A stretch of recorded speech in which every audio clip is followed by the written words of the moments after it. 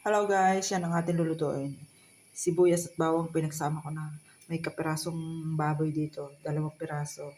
Manok, nilagyan ko siya ng oregano at saka itong rosmarino.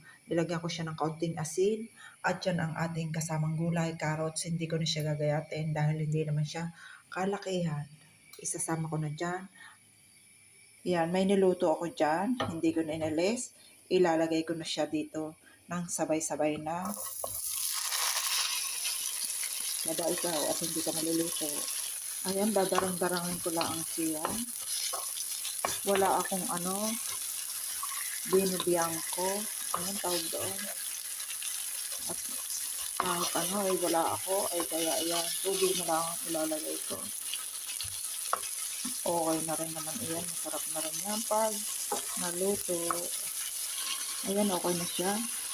May yan, may sandado, may cube. Lagay ko na siya.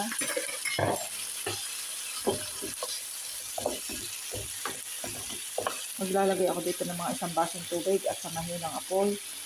Lulutuin ko siya sa 45 minutes hanggang siya ay lumambot. Ayan. Kaya naman ang ginagawa ko para habang ako may ginagawa, natatrabaho. Ayun, mag-add kayo kung kayo may bino. Ito, busan nyo ng bino kung kayo may bino bago nyo ilagay ang gulay. Ngayon, wala akong bino, kaya naman itong tubig na ang ilalagay ko.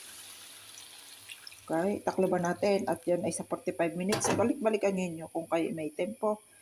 Takloban natin at maluluto yan ang kanya. Oh guys, yan balibalik ta rin naman natin. At ito'y wari ko'y malapit ng maluto. Oh. Ayan oh. Kaya gantong buo ang ginawa ko sa carrots. Gagayatin ko na lang siya at para pagsiserve ko ay hindi naman siya durog. Maiba-iba naman. Or isiserve ko ng ganyan at bahala na ma'am.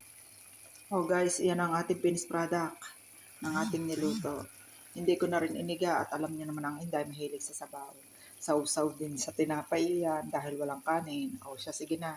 At tayo kakain na. Thank you for watching guys. Bye-bye. God bless.